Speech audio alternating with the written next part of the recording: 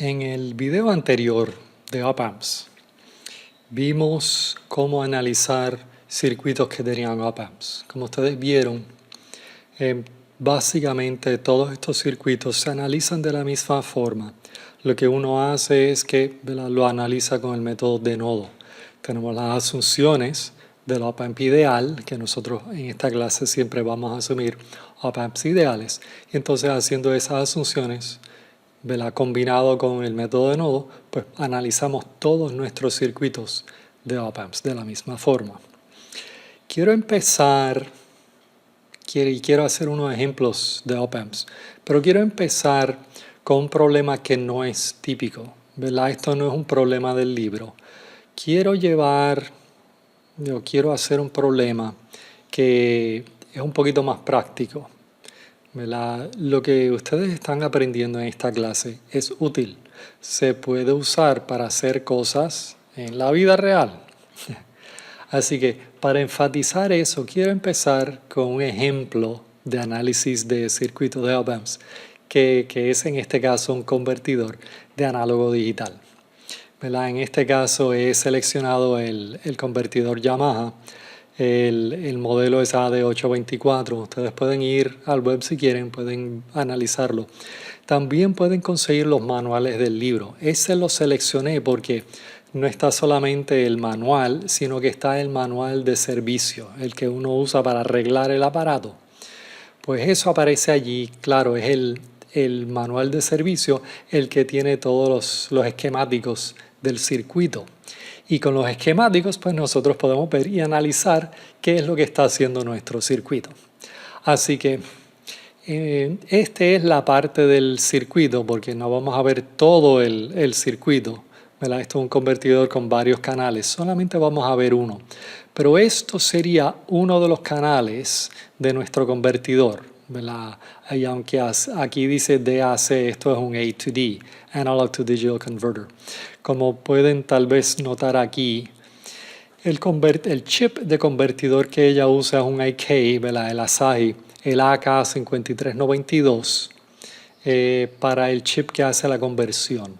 Pero antes del chip, notamos que desde la entrada hasta la entrada del convertidor, ¿verdad? Estos circuitos son op-amps. Los mismos circuitos de op-amps que hemos analizado hasta ahora, que las podemos analizar aquí. Ahora, como aparece el circuito aquí, puede ser un poquito complicado mirándolo. Aquí hay varias cosas, por ejemplo, hay una salida que es 1 metro, que es para decir cuál es el nivel de la señal, que para nosotros no es importante. También hay otras cosas aquí. Hay, por ejemplo, aquí hay capacitores, hay algunos otros elementos que son para protección del circuito, ¿verdad? Uno hace cualquier loquera con los circuitos, enchufa y desenchufa cosas sin apagar el aparato, por ejemplo. Hay que proteger el circuito contra eso. Ahora, esas cosas o eliminando esas cosas, nosotros podemos ver el circuito tal vez un poquito más sencillo. Así que lo que yo hice, cogí este circuito y le eliminé todo lo que no es esencial, ¿verdad? Todo lo que es necesario lo dejé para nosotros entonces analizar el circuito. Y lo redibujé aquí como este circuito acá. Y este es el circuito con todas las otras cosas quitadas, solamente dejando las cosas esenciales. El único capacitor que dejé es este capacitor que está entre medio de estas dos etapas. Pero lo único que hace ese capacitor es que nos permite analizar cada etapa o cada circuito de op-amp por separado. Notarán, notamos una cosa, ¿verdad? Hay voltajes de entrada. Aquí hay dos entradas. Una entrada que es la entrada negativa, la otra que va a la entrada positiva. Entonces eso sale del primer op-amp, entra al segundo op-amp. La salida del segundo op-amp, una parte va y entra al circuito y vemos que es para la entrada positiva. La otra parte entra al próximo op-amp, al tercer op-amp, y esa salida pues sale y va a la entrada negativa. Así que vamos a analizar qué es lo que está haciendo este circuito. qué es lo que va a salir, qué es lo que está haciendo cada etapa en nuestro circuito. Ahora, como les comenté, podemos analizar cada uno de estos circuitos de op-amp por separado. Así que vamos a mirar ahora solamente esta primera etapa de nuestro op-amp, lo que he llamado Stage 1. Esto es, escrito a mano, esto es el circuito de arriba. Si lo notan, aquí tenemos dos entradas que son 10K. Aquí en el lazo de retroalimentación hay una resistencia de 5.1K y esta resistencia que va a ground también es 5.1K. Así que esto sería nuestro circuito de esa primera etapa. ¿Qué es lo que está haciendo? Pues no, ¿verdad? Si vieron el video anterior de los op-amps, pues sabemos exactamente lo que está pasando aquí. Esto es lo que se llama el amplificador de diferencia. No voy a rederivar las ecuaciones, eso ya lo hicimos en el video anterior.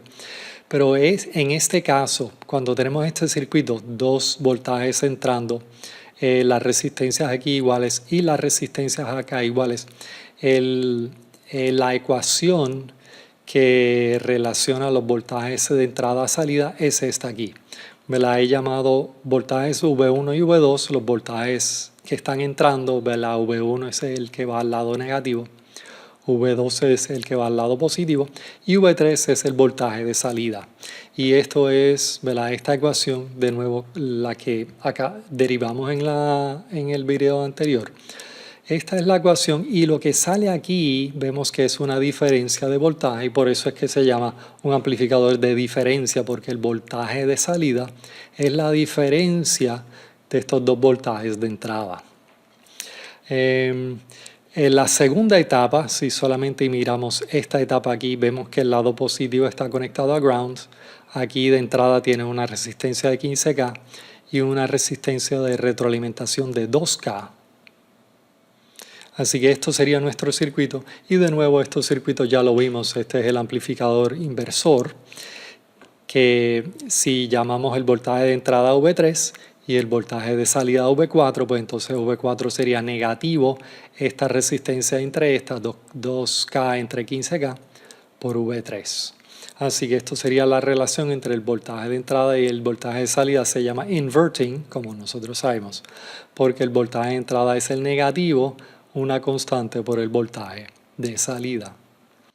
Y vemos, como comenté antes, que la salida de esa segunda etapa es la que entra al lado positivo de nuestro convertidor y entonces también entra a la última etapa o a la tercera etapa, donde la resistencia aquí de entrada, que es 2.2K, es la misma resistencia en el lazo de retroalimentación, que también es 2.2K.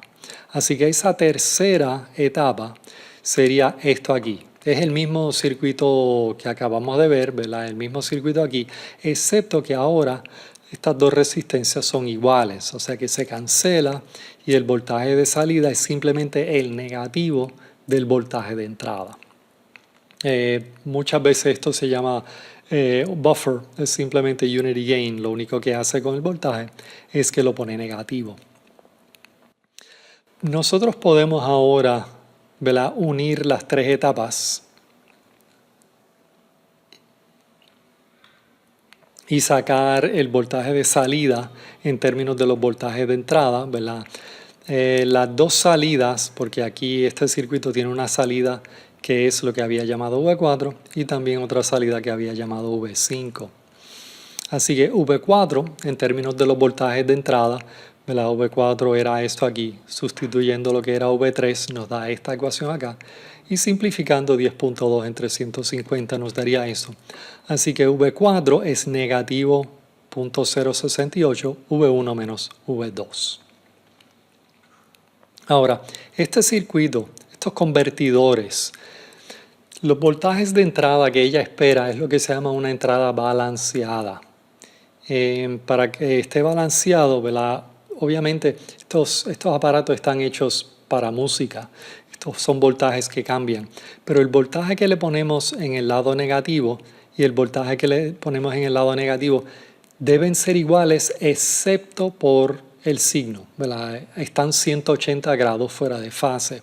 O sea que si estos son 5 voltios, el otro lado tiene que ser negativo 5 voltios. O sea que si uno va haciendo subidas y bajadas, el otro va haciendo lo mismo, pero con 180 grados de diferencia. Así que ella espera que estos voltajes sean iguales, pero uno el negativo del otro. Si calculamos entonces, o si sustituimos, ¿verdad? Si decimos que V1 es negativo Vn y V2 es Vn, pues entonces estos dos voltajes serían lo mismo, pero uno el negativo del otro. Como están restadas, se suman acá abajo y tendríamos que V4 es 0.136, el voltaje de entrada. El voltaje V5 simplemente es el negativo de V4, así que lo podemos poner como lo mismo, pues con un negativo. Ahora, ya hemos analizado todo el circuito. Una pregunta que surge es, ¿qué voltaje máximo podemos poner? ¿Verdad? Nos tenemos que limitar a qué voltaje. Bueno, tenemos que, si fuéramos a ver, ¿verdad? El convertidor de análogo digital, nos daría cuál es el voltaje máximo que nosotros le podemos dar de entrada a este chip. Y aquí tenemos entonces un PDF de la descripción de nuestro chip, el AK5392. Nos dice que esto es un convertidor análogo digital, ¿verdad? Y algunas de las especificaciones que tiene. Lo que queremos es qué voltaje nosotros le podemos dar de entrada. ¿Verdad? Aquí nos está diciendo que el voltaje analog in y los pines son voltajes positivo y negativo. Pero aquí nos está diciendo absolute maximum ratings. Aquí nos está diciendo los voltajes máximos que nosotros le podemos dar a este chip. Y nos dice analog input voltage. El máximo que nosotros le podemos dar es VA más 0.3 voltios.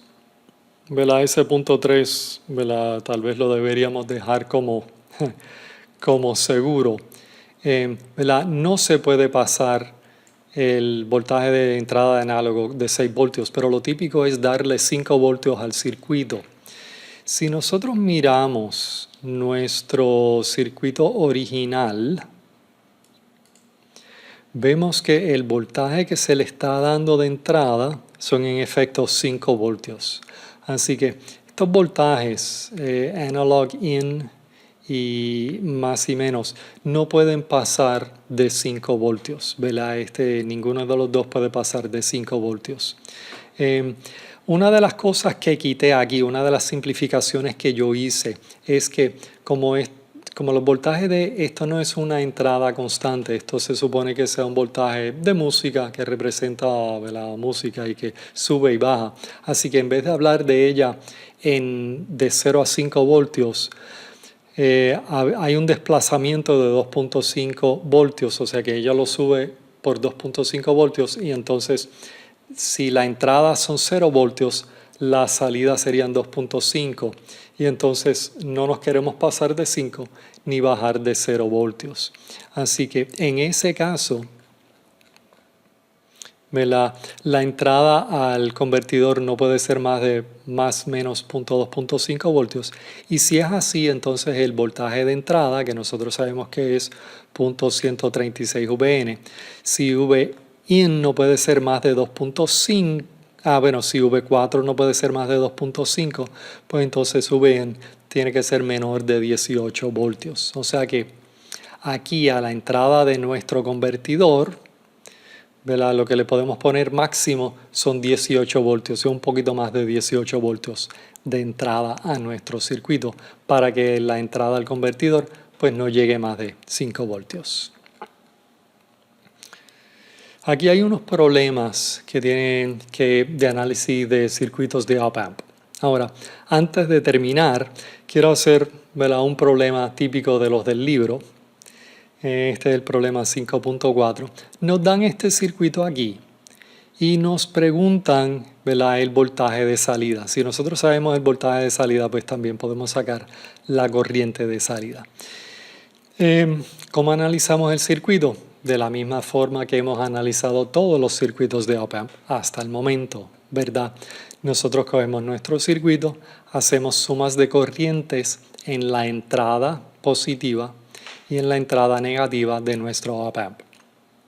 Así que si hacemos una suma de corrientes en el lado negativo, pues este lado negativo o este nodo conecta tres elementos, ¿verdad? Conecta el lado negativo del op-amp, la resistencia de 5K y la resistencia de 10K. La corriente que va en esta dirección pues sería VN menos 5, los 5 voltios aquí, entre 10K. La corriente que sube sería VN menos V0 entre 5K, el segundo término. Y la corriente que entra al op-amp, simplemente como siempre lo hemos llamado, I negativo. También hacemos una suma de corrientes en el lado positivo, que también ese nodo también tiene tres elementos. Así que este voltaje de aquí, ¿verdad? De este punto a ground lo hemos llamado VP. Entonces sería VP menos 3 entre 6K. La corriente bajando sería VP entre 3K. Y la corriente entrando al lado positivo, pues sería I más. Entonces tenemos nuestras ecuaciones de sumas de corrientes. A eso le aplicamos las asunciones del op-amp ideal, ¿verdad? Presumimos que las corrientes entrando son ceros, así que estos dos términos son ceros. También presumimos que el voltaje VN y VP son iguales. Así que si simplificamos esta ecuación poniendo la corriente igual a 0, el único desconocido en la ecuación sería simplemente VP. Y despejando para VP a mí me da que es 1 voltio. Ok, simplificando esto, multiplicando por 6K. En efecto, entonces VP me daría 1. Aplicando la otra asunción de la op-amp ideal, que VP es igual a VN, pues entonces si hemos calculado que VP es 1, VN también es 1. Y eso lo podemos sustituir en nuestra otra ecuación, ¿verdad? La otra ecuación también presumiendo que la corriente de entrada I negativo es 0. Nos quedaría esta ecuación aquí. Y el desconocido sería V0, así que despejamos para V0, sustituimos lo que es VN, que es 1, y aquí me da que V0 es negativo 1 voltio. Así que una vez que tenemos que esto es negativo 1 voltio, pues podemos calcular IL, ¿verdad? Esta corriente va de más a menos, así que V0 es 4K por IL. O IL es V0 entre 4K, sustituimos lo que es V0 y nos da que IL son negativos 0.25 miliamperes. Esto, entonces hagan los problemas sugeridos de asignación de estos problemas de op-amp.